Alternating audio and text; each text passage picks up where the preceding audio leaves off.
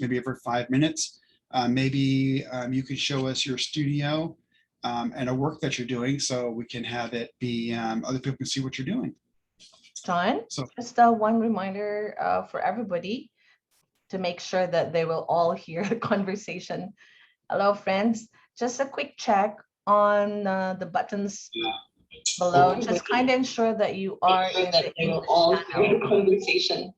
Hello, friends. Just a quick check on the buttons below. Just kind of ensure that you are in the English conversation.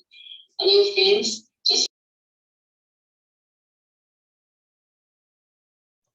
Okay, John, can you kindly help me unmute your microphone again, please?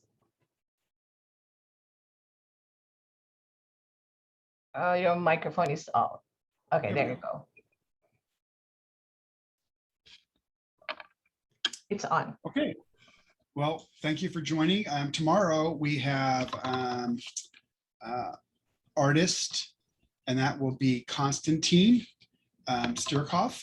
And you can go to his site to see some of his work. He's a fabulous artist. So please join us tomorrow, Friday, for that. And hello and welcome. So let me take you down here.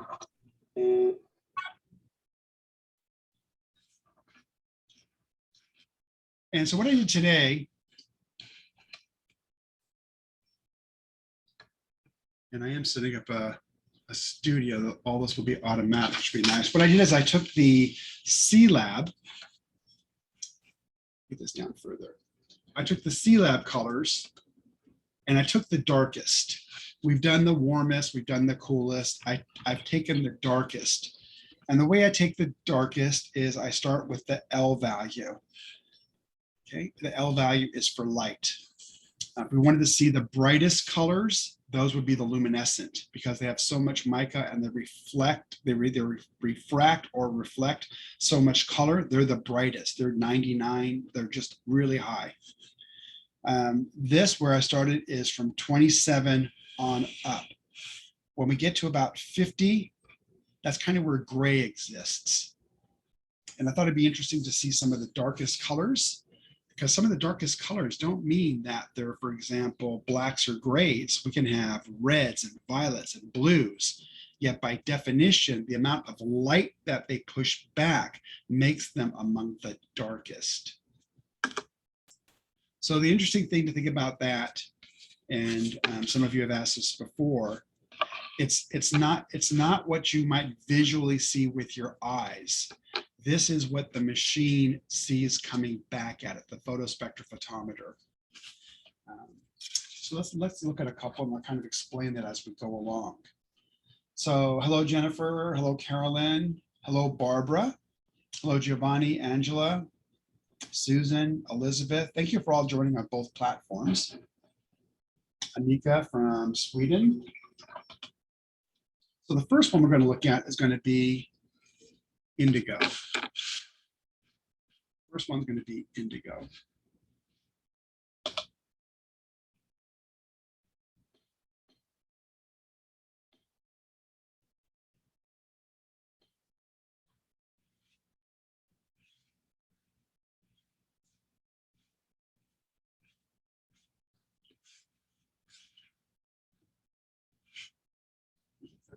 Actually see it here.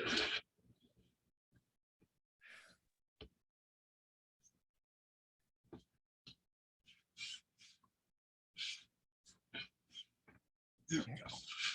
So the first one is indigo. And it kind of looks like this intense bluish color. There we go.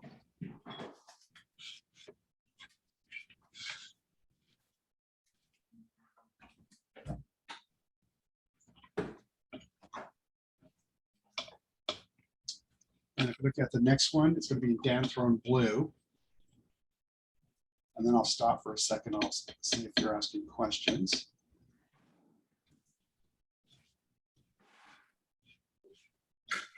So Danthron blue.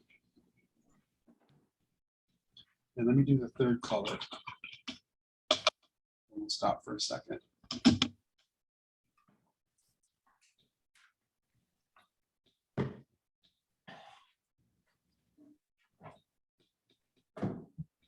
Third color, I'm gonna put down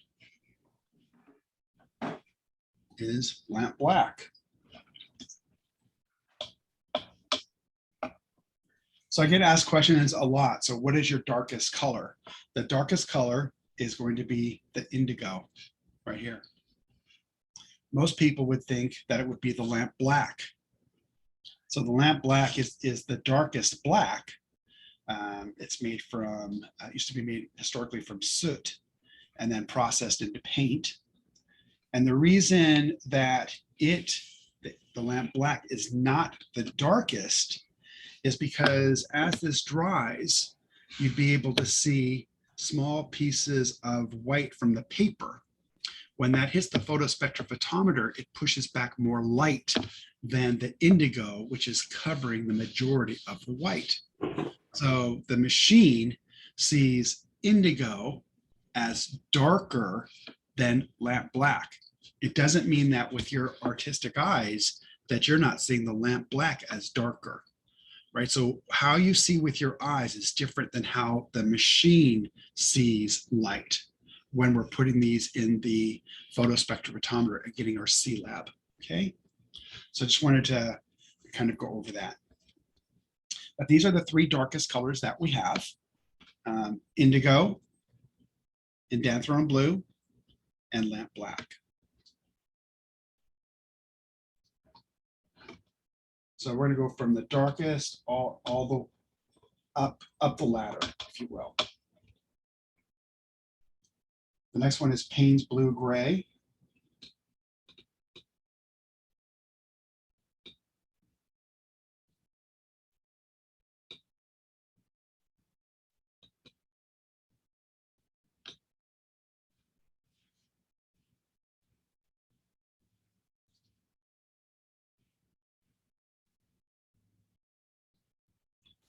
Payne's blue gray. So if you were here in front of me, you can see it now a little bit on your screen. You can see that the lamp black has more areas that show the white paper than does the indigo, which saturates it more.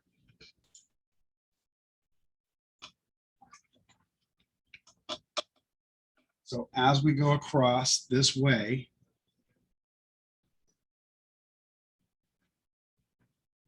we're going from the lowest L value and we're increasing it. Hello, Rick. Hello, Claudia. Okay, so the next one that we're going to do is going to be Prussian green.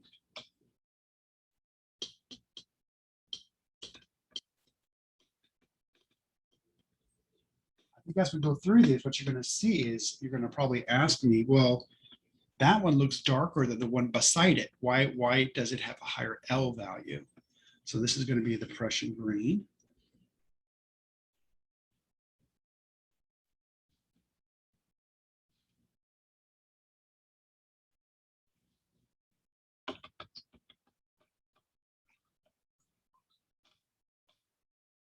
North Carolina from Peru.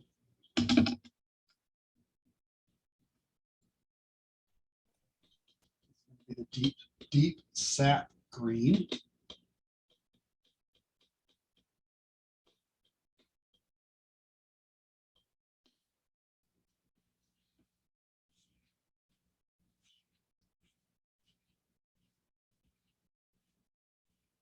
Deep sap green.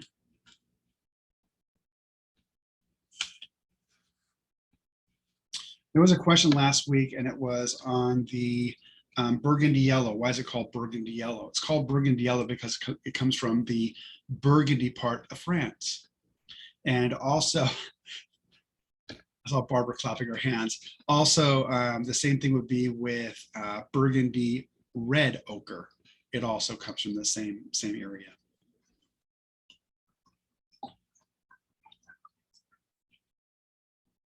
Okay, the next one we're going to see is we're going to see permanent violet.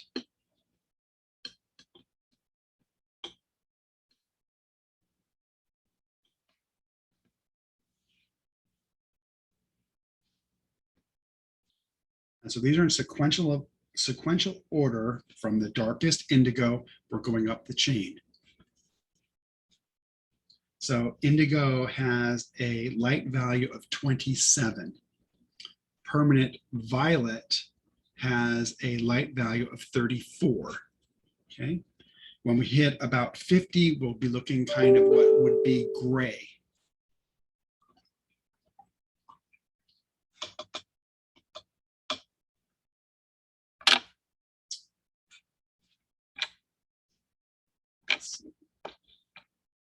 The next one is paraline green. Paraline green.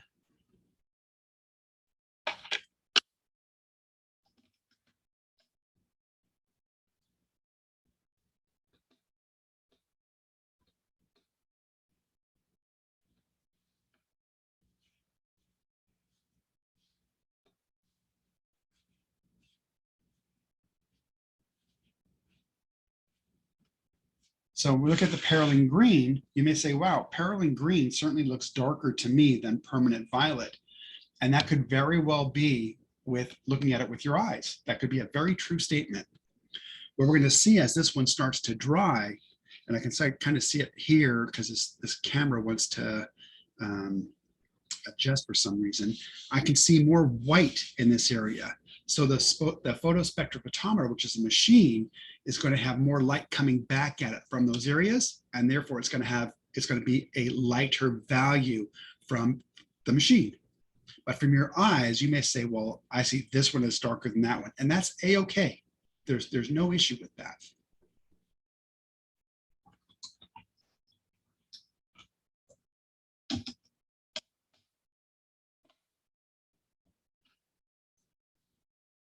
So that's what we have so far.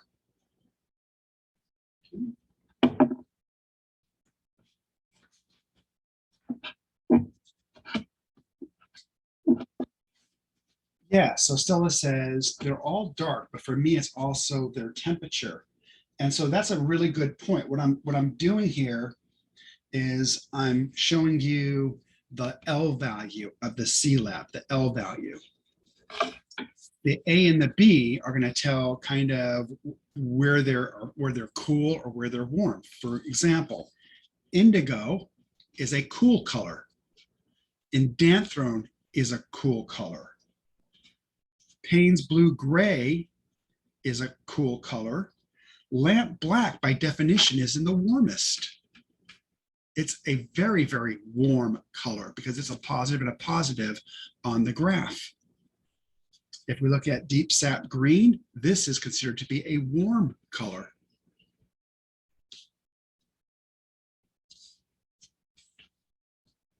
If we look at permanent violet here, this is considered to be a cool color. So bright doesn't mean it's warm, and dark doesn't mean it's cool. Okay, each one has a different way for you to be able to look at it. So excellent question, excellent observation, Stella. So what I want to do is provide you the most amount of tools so that you're using your eyes to make observations. You're looking at data, whether it's a CLAB or whether it's information on the tube, and that allows you to make observations. I think the more tools you have in your toolbox, it's always better. Good morning, Carolyn.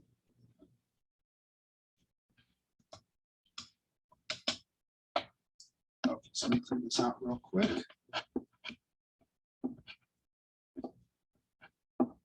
More request.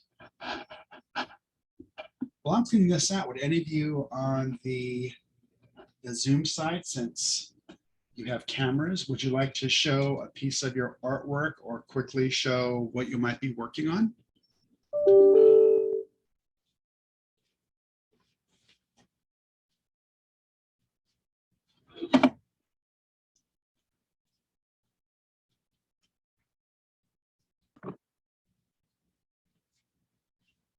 Would I be able to share? Sure. Thanks. I've been working on a series called The Name of God, which is achromatic and non-representational for over a year now. There's 194 paintings in the series. Wow. And the original gallery that was going to host me shut down with COVID. So I found a second auction for a gallery, and I'm having a show this month. And the entire series is painted in Lunar Black, pigment black 11, the entire series here. Is it really? Yeah. Wow. That's awesome. That's awesome. Thank you. Can you show us a pic, just one image real quick? Just one? Let's see. This is the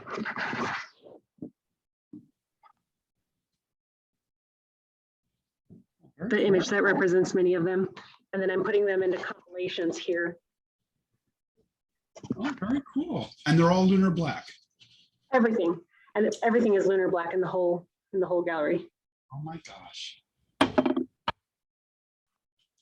And 194 paintings. Right. But I see someone's coming to the gallery, so I'm going to put myself on mute. Thank you. Thank you, Anna. Cool. Okay, so the next one we're going to do is naphthalene maroon. Again, we're going up in the light value.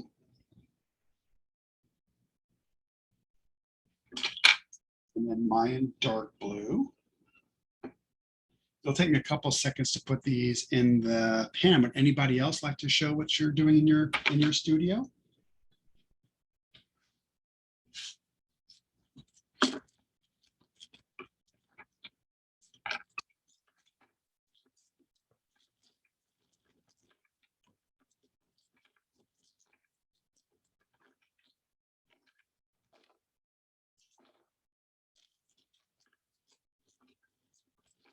John, we have Barbara showing her work. Oh, great, Barbara. Okay, unmute. Sorry, unmute. This was a very foggy day last fall at a place called Louse Point, which is at the eastern end of Long Island. And, it's kind of an ode to Primatech or Primatech. And I was trying very hard to do the fog. And it came out really well. It's a huge painting. Can you all see it? Yeah. What are a few of the colors that you're using? Well, zoycide. Trying to think of I'm thinking my favorites that I always use. Zoycide. The Piemonte. Tiger's Eye. Here's some greens down here. Got some appetite in there and started out with serpentine. And anyway, all from Daniel Smith. But then in Mayan blue, very, very light shading. This water body empties out into the Long Island Sound. Well, awesome. Thank you for sharing that. Sure. Oh, last one. Sugar light at the top. Yes. Sugar light. I can't say it. It's Sujolite. such a wonderful color. Awesome. Yeah, some of those are real tongue twisters. Makes a nice foggy sky.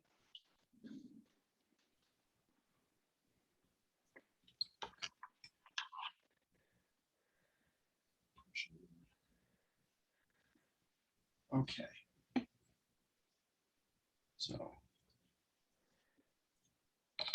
thank you for sharing. So now we're going to do, you're welcome, the naphthalene maroon. Naphthalene maroon.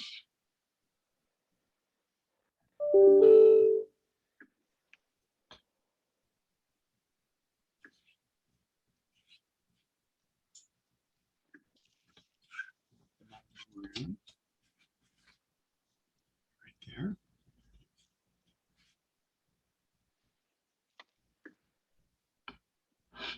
beautiful color. Wow.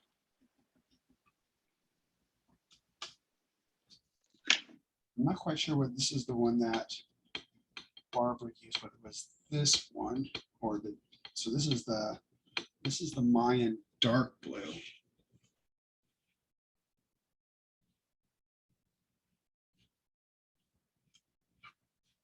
Mayan dark blue. So you might look and say, wow, I think this one looks darker than this one. Again, it's all about the light. So if that's what you see with your eye, that's A-okay.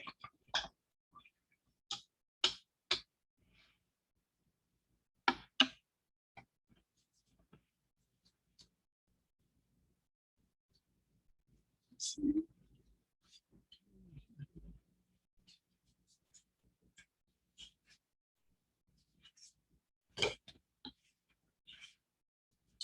So some of the quinacridinones are within this category of a lower light value.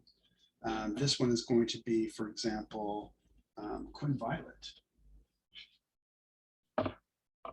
So Quinton Violet, PV19, and it's interesting because both Quinton Violet and I believe we're going to see I believe we're going to see the Quinn red as well. So this is the Quinn violet. Quinn violet. So again, that L value doesn't mean that it isn't bright. It's not saying that at all. It's just saying how much light is being pushed back. And that's ultramarine.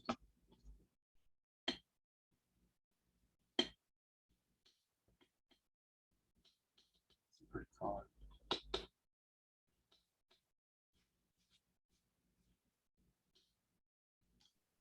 Excuse me, when you say push back, you mean push back away from the paint? That is being either refracted or reflected back to the photospectrophotometer. Same way that we look at light, we look at reflected or refracted light that comes back to us. You're all painters of light, you're pushing light around, but we interpret it a little bit different than the machine would interpret it.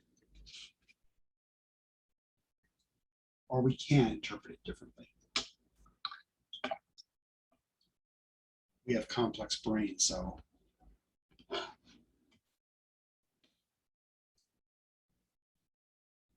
Some of us do.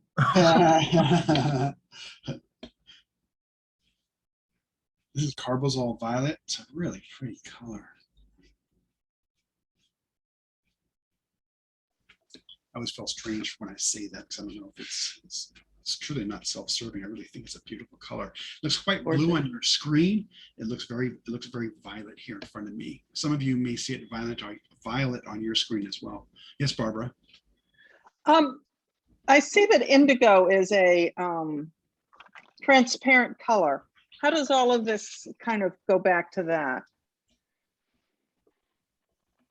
So when we start talking about transparent, etc., it all goes back to the pigment, but that's not really anything that I'm going over here today when I go over the CLAP colors.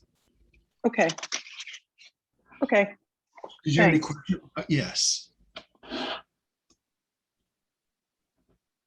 So that was the carbazole violet. This one is going to be Bordeaux.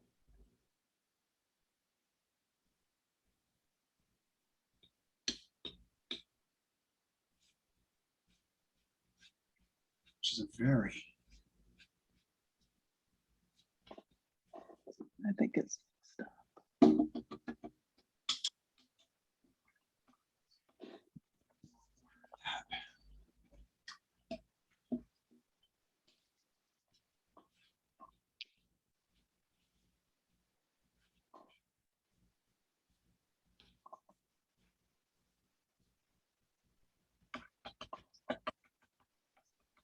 I messed that up. This Bordeaux is right here. This is Joseph's gray, but this is Bordeaux.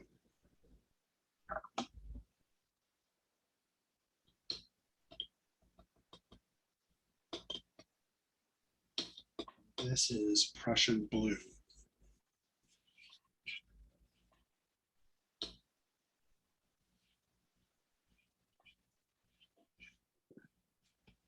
Prussian blue.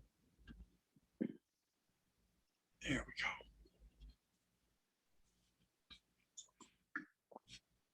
And again, we can see that wherever it has more more light coming through, you're gonna get a higher light value.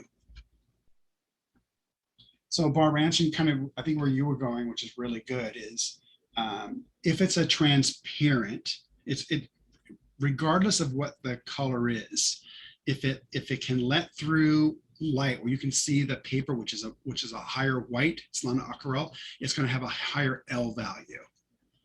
Okay. Right. So when we have the Lunar Black, for example, and it's I don't know, it's like number 40 or 50 on the list here that I have. It's a black and it's going to let through light because the particles move away from each other. So it's going to have a much higher value than the lamp black or the ivory black or the indigo, although it is a very dark black. It's Mars black, but it shows Right. a lot of white because it granulates, therefore it has a higher light value. Okay. Thank you. Yeah, I think that's where you're going. That's an excellent point. Exactly.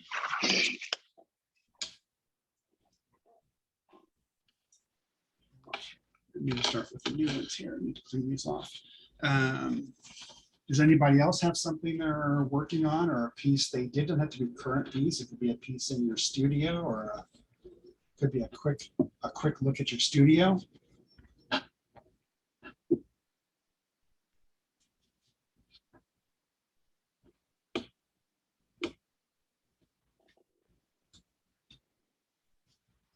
I've been able to see some awesome studios. Able to see Stella's, and then what she sees outside of her window, which is a beautiful garden. It's Michael, who's in Canada, who has one side of his studio is natural light because he wants to have the ability to see natural light. One side of his studio is special lighting that he can control. So I love as artists kind of all the different things you think of to be able to do your artwork. It's pretty. I think it's kind of unique within the arts because many people don't have to modify their environment to necessarily get the best out of what they do. So I love what you do.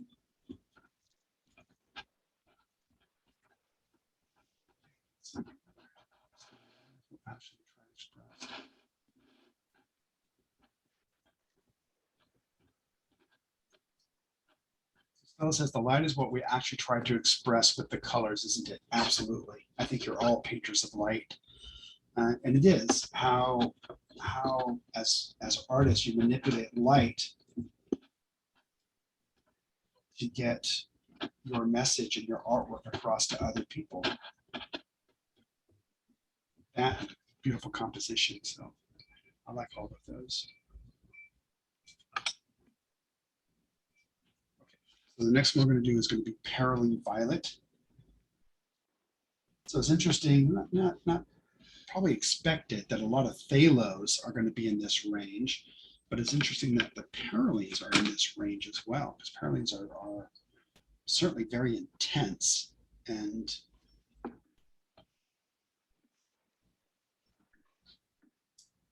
okay,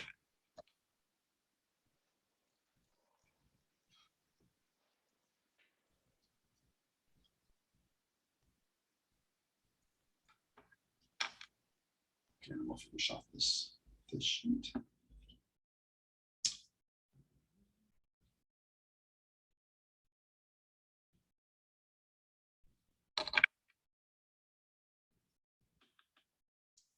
So we're going to look at Paraline Violet.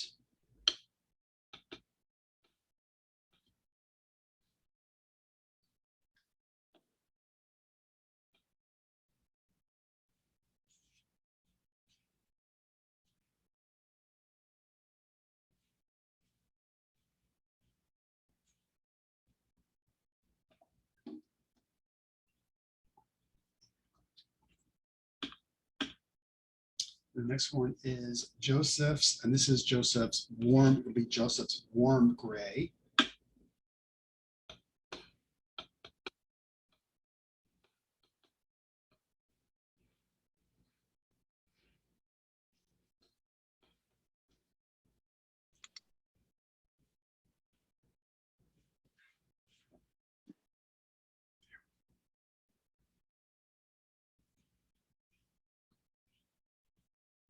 So Joseph's warm gray.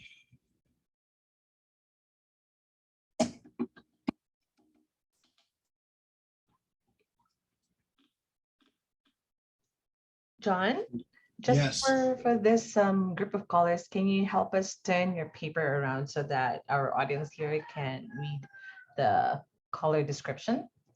Just for, thank you. Yeah, see, I'm going to have to go up.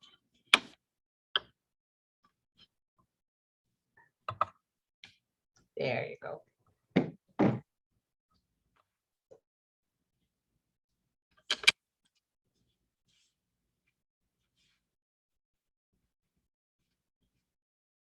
So this one's going to be Parallel Maroon.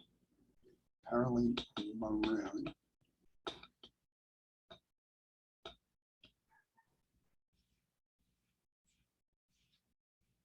It's really pretty color. Maroon.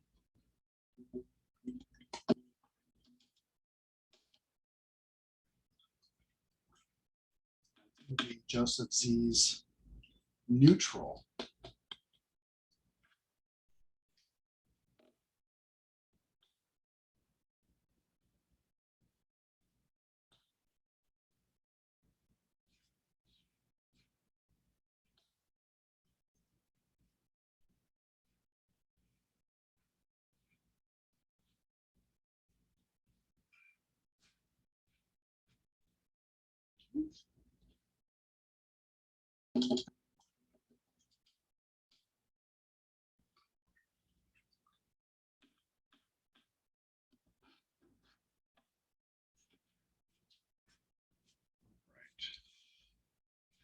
So leave this up there for just a second.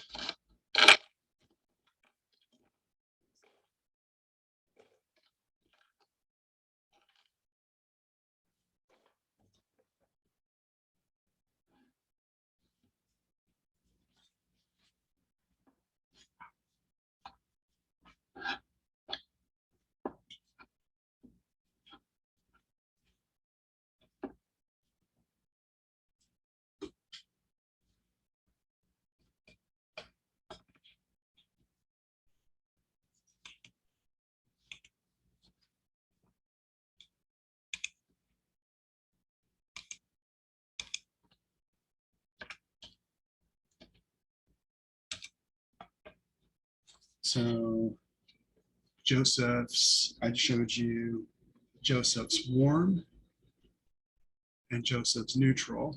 So in his neutral, it's ultramarine blue right here, ultramarine blue, bone black, and graphite gray. Those are the colors for Joseph's neutral. For Joseph's warm, it's yellow ochre, quinacridone violet, and lamp black. Okay.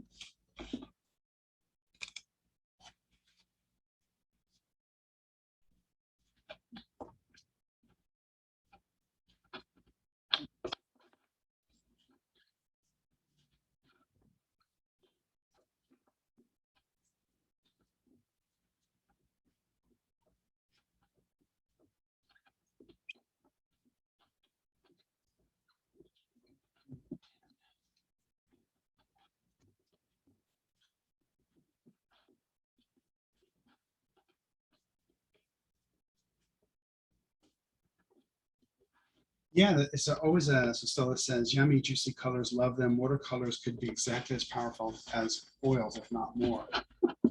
There's just a beauty between the different mediums, and certainly with watercolors, and it's a reason that when I did presentations everywhere, acrylic artists would come, oil color artists would come, is because when these actually dry, you're really seeing what the pigment looks like, because the pigment stays up on top. So you really see the pigment. And oil colorists and watercolorists are very inquisitive as well.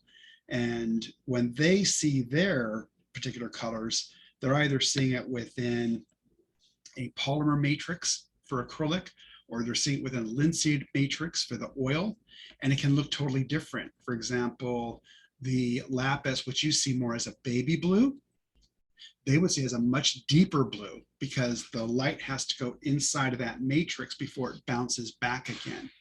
So it's really interesting. All the mediums that you use are very, very interesting about, you know, how they work, and then how you have to be able to manipulate the light, because no matter whether you're a watercolorist, you're an oil colorist, you're an acrylic artist, you really are manipulating light. You're kind of pushing art to do, or pushing light to do your will, which is always really super interesting.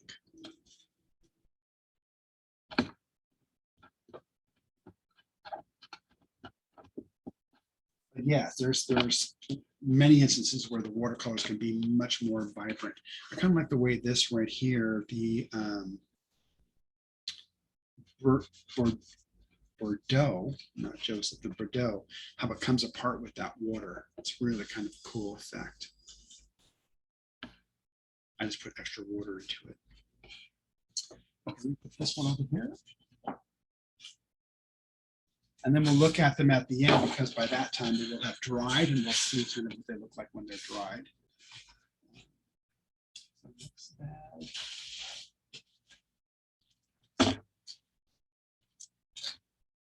I don't know how many colors we were going to go through. So I brought out 50.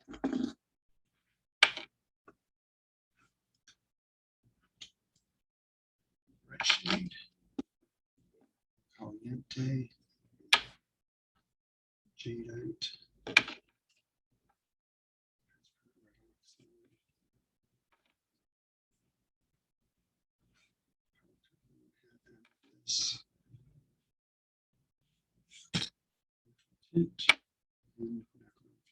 Okay, so actually quite a few quinacridons that we've looked at, or will be looking at. So it's going to be Quin Purple.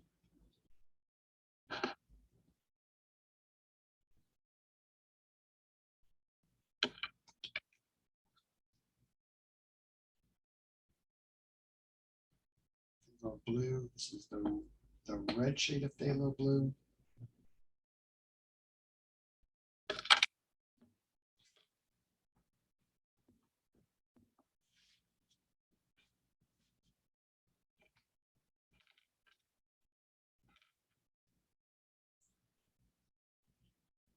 Alvaro's Caliente is warm.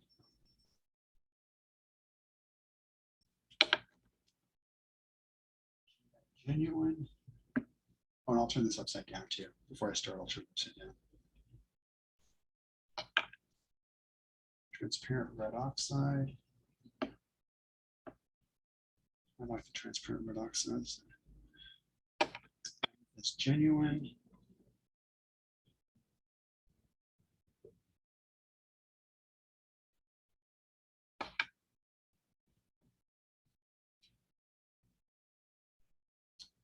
Neutral tint.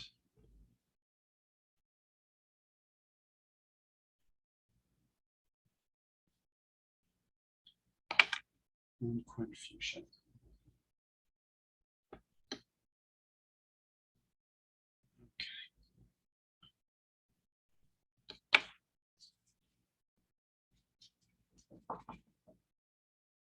So Anna says, watercolor medium is also unique in celebrating the unique characteristics of each pigment. Specifically, I enjoy exaggerating the granulation and blossoms. Yes, that's really cool.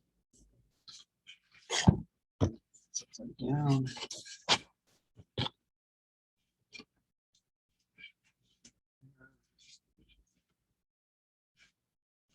There we go. So we're going to start over here with, let me get rid of this right here. We're going to start over here with Quin Purple.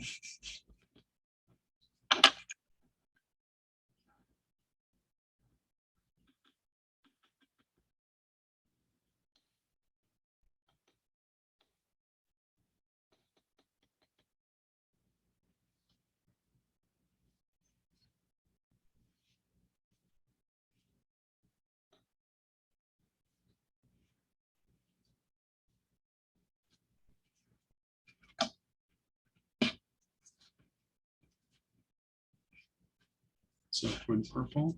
Here in front of me, it's very purple. It seems like my camera doesn't really, or my monitor, one of the two doesn't really like the color purple that much. That's Quinn purple.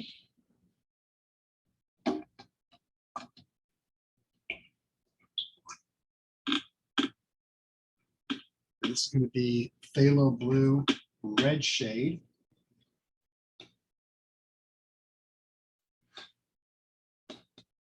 I'm always amazed how strong these phthalos are.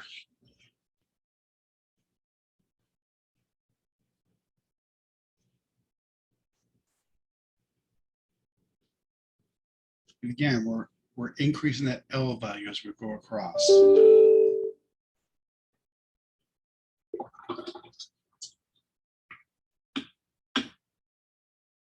It's going to be Alvaro's Caliente. So Alvaro's warm.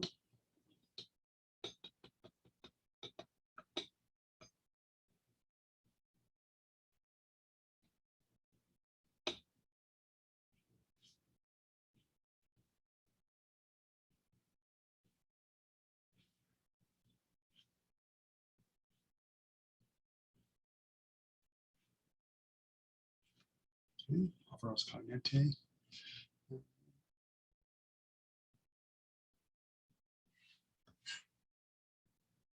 Yeah, phthalos are just, God, they're the life of the party. They're just so strong. Yeah, I think whatever color works for you is what's important. So some artists love granulation, some are transparent painters. It's great to understand how to read the color chart, because that way you can choose kind of which ones are working for you. I like that you're able to look at a C-Lab color over a cup of coffee and in your mind be able to figure out which ones are warm and which ones are cool, etc.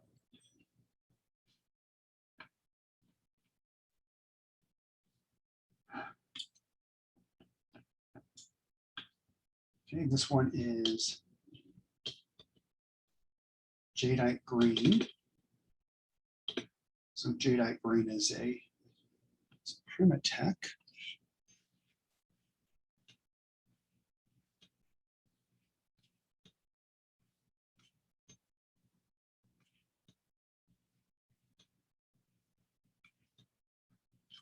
So what's interesting about the Primatechs is that we would expect them, even though amethyst is low and jadeite. I'll tell you where jadeite is.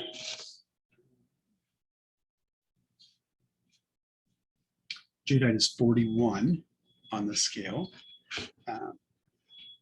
The Primatechs are going to be higher up on the scale because when they granulate, they're letting you see the white paper, which is then going to push back to the photospectrophotometer as being lighter.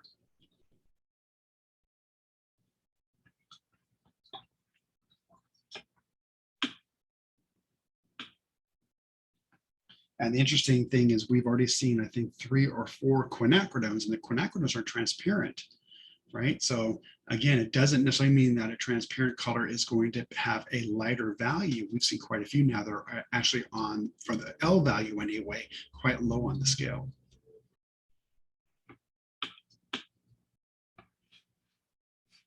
Okay, this is going to be transparent red oxide.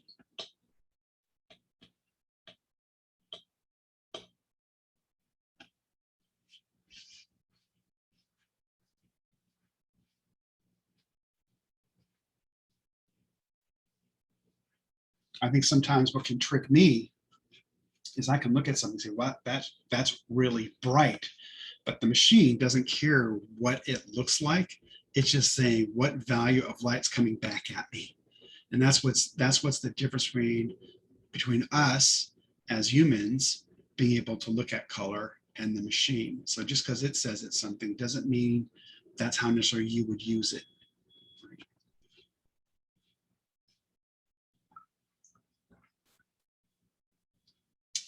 This is going to be the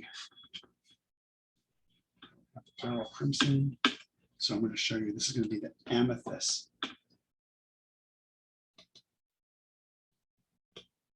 So this is going to be a Primatech. It's amethyst. For some of you, it might be your birthstone.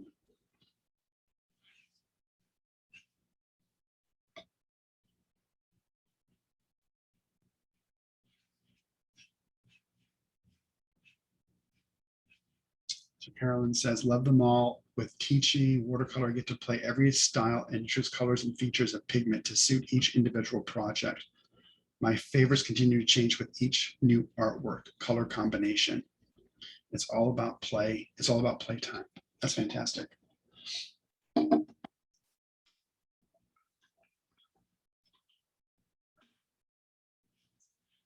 This is going to be neutral tint. I think it was George that was playing with the neutral tint. So that was pretty interesting. It was either George or Raffaelli. I think it was George.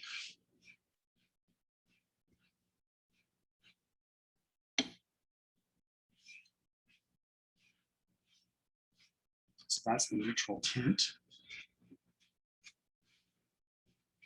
Neutral tint.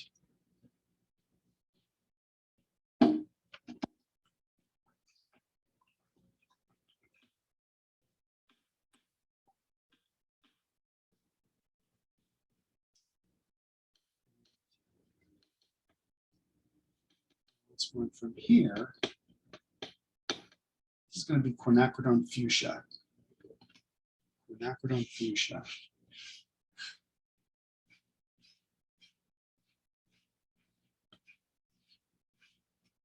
Quinacridone fuchsia.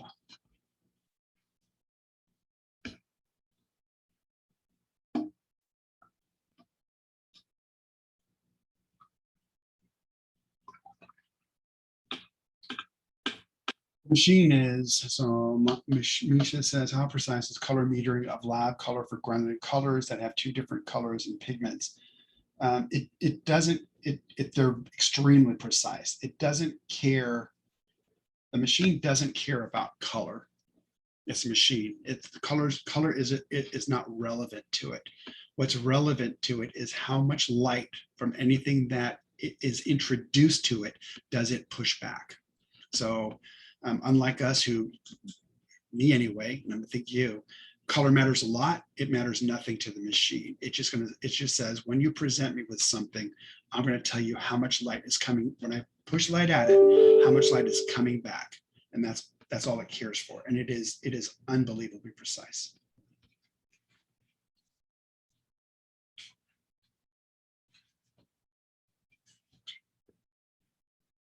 And the way that we do it for every spectrophotometer at lab grade equipment, so kind of high-end equipment, you're always given samples with known numbers, so you can always calibrate.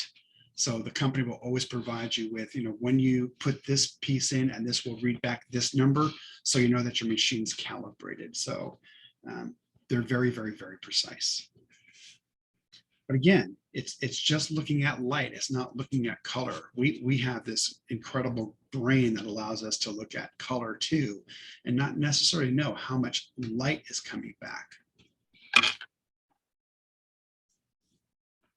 Yeah, so Anna says, right, because as humans, we only see color in the context of the color around it. Yeah, so that's a good question, Misha. So Misha says, I understand. What is the conditions for metering how much water, how paint is applied? Yes. So the chemists have standards that they use. They'll have standards of how many parts water to how much paint, and they have scales in their laboratory. They could weigh a human hair. So they're like engineers. They're very, very precise. And every time they do that color, they pull out up to 28 years worth of data, because everyone is run the same way. So if they do Quin Gold, and it was the Quin Gold original, they will do that the same way for every batch they make and every batch they test against that machine.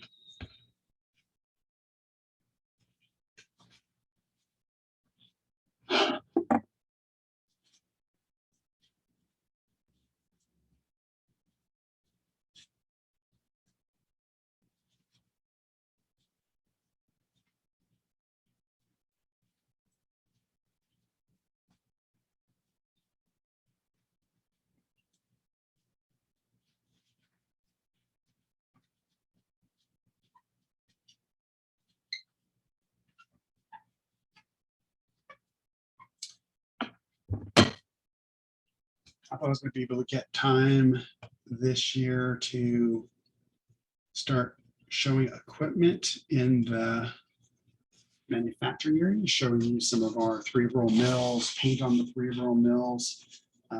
Here in Seattle, we have rolled back to having to wear masks. We were open for a while, but now we've been closed down again. And having nobody within 6 feet of another person. Different rules for the public at large than there is for companies. Much more rigorous for companies. So we've kind of taken a slight step backwards. Nice to see from Carolyn's question or response. Australia's in kind of the same. But there'll be a time they can do that. It'll come.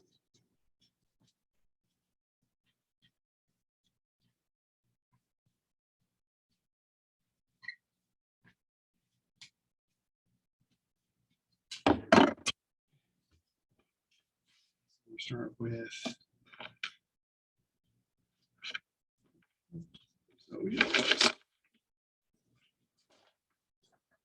so far we're kind of we're knocking them out of the park for the next 10.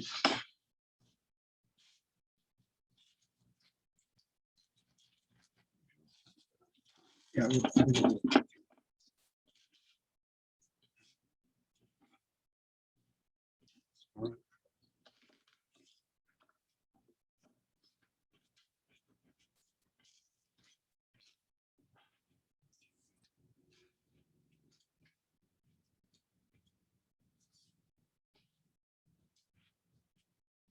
So it's similar to the question that Barbara was asking, which was a really good question.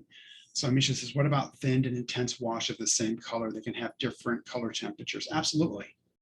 Again, it's all about the amount of light coming back. So if I put a very thick wash on this paper, there's going to be less light coming back. It's going to have a lower L value. If I thin that out, we can see more of the paper, then that's going to refract or reflect more of it back, and it's going to have a higher L value.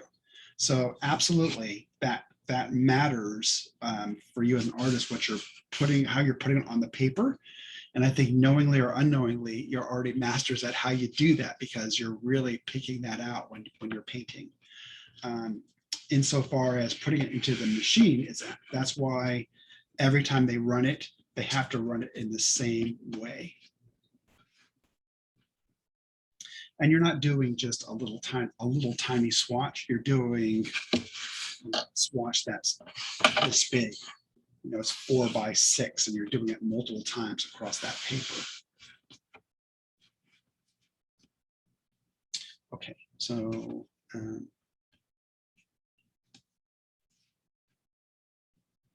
right deep, we'll do that one, and we will do deep scarlet.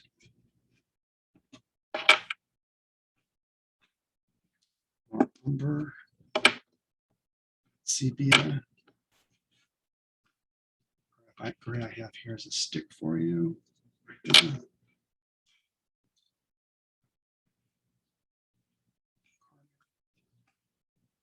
And Perlin red. Okay, we'll do those. Then I'll show you for those of you who stayed, I'll show you the dry one. Okay. So deep.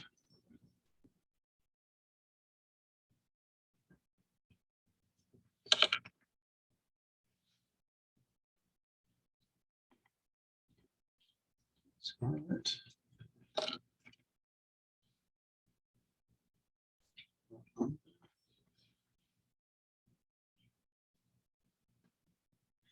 We've had at least 28 years. Because we were in R&D for 3 to 4 years.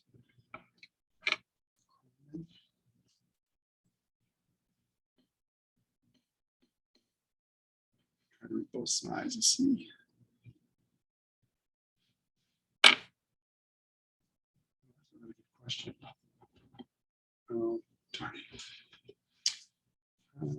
So Anna Marie, how do you create freedom to innovate? What I tell my chemists is they can do whatever they want to do inside the lab. They can play, just like I think as Carolyn said over here, they can play as much as they want to play. So, I mean, there's a practical side. I have a floor chemist who makes sure everything is being checked off, verified, etc. on the floor. And then when they're in the laboratory, they can play as much as they want to play. And I think whether you're an artist, whether you're whoever you are, I think it's essential. It's essential to play.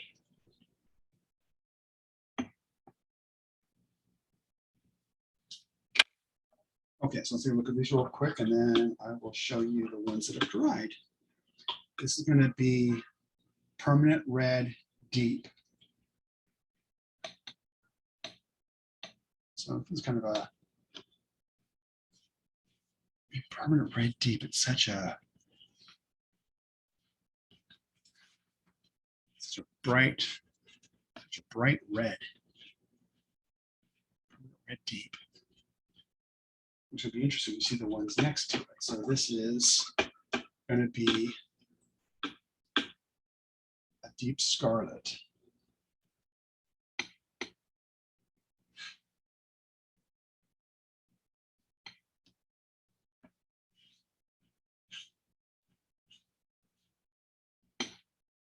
Deep scarlet.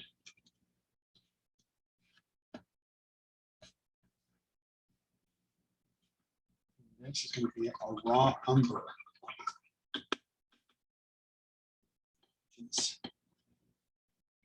When I'm looking at it,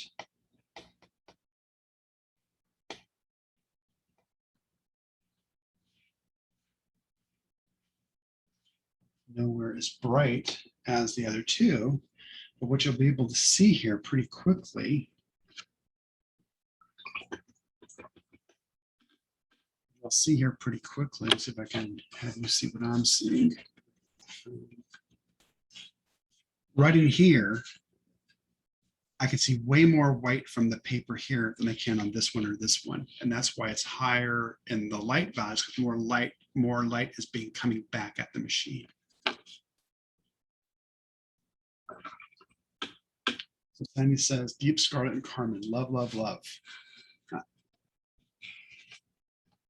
And this one is going to be the sepia.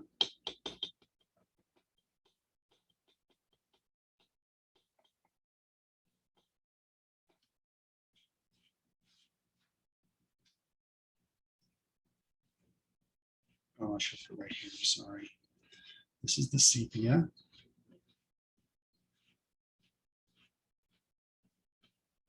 Again, you see more of the paper, so it's going to have a higher value. It's going to be, this one's actually,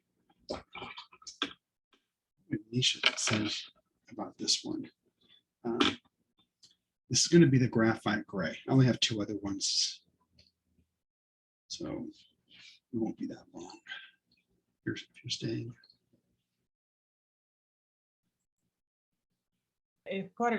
Beautiful stick.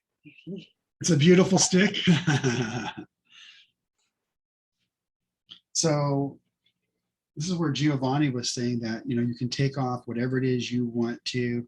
He was asked, what do you prefer, stick or tube? And he was saying, well, I use all of them, but when I use the stick, I can decide how much I want to take off, how much. I'm not as good at, nowhere near as good as him at doing this, but how big you want your lines, etc. You have a lot of control with the sticks. Just another medium for you to use if you want to use it. And then we have the Carmen.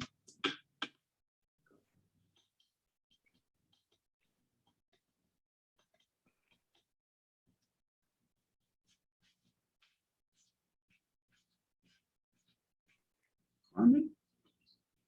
And the last one we have, this is going to be the permanent alizarin crimson. Permanent alizarin crimson.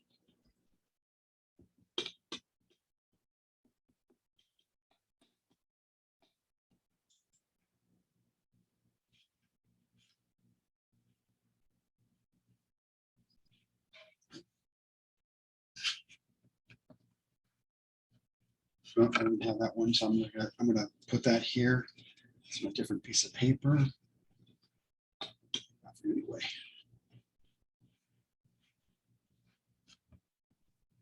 This is permanent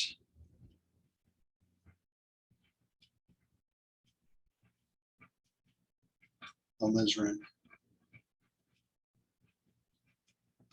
crimson.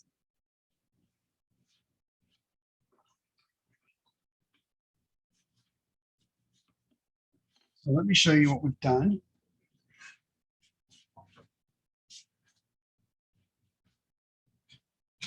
See if I can make this go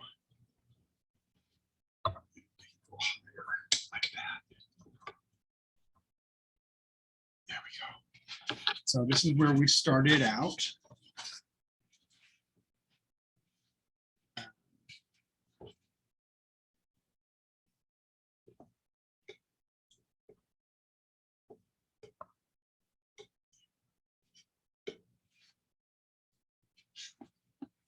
So we started over here with indigo, and this is the darkest, and then we keep on going toward the light.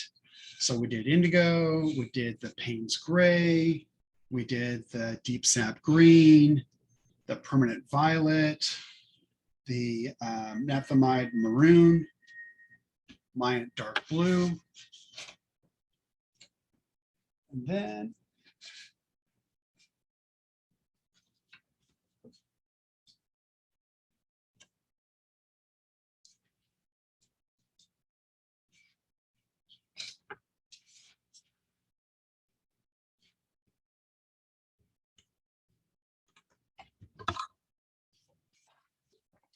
we did the Quinton Violet.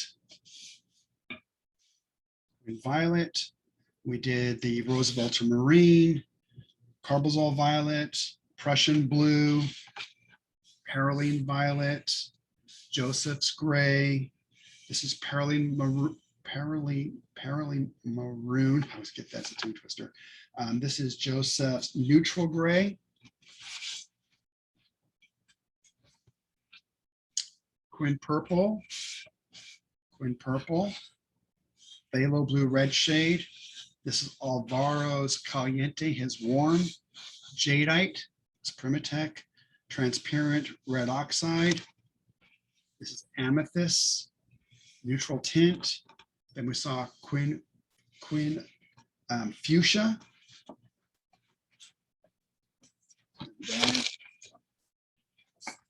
We just finished. Permanent Red Deep. This is Deep Scarlet. Raw Umber Violet. This is Sepia. This is Graphite Gray. This is Carmen. And this is Permanent Alizarin Crimson. So we went from the darkest dark and we just worked our way up the line. And the alizarin crimson was 46 on the L value. About 50, we get into the grays. We started at 27, which was indigo, and we stopped at anthroid red, which was, we stopped at the permanent, which is 44. So that's our range we did today. So I just kind of wanted to show when something has a low L value, it doesn't mean it's not bright. I mean, it's not colorful. It's just how the machine is seeing light being reflected or refracted back to it. That's why the luminescent colors, because they have that mica. I'm going to put this toward me here. Hopefully it won't break.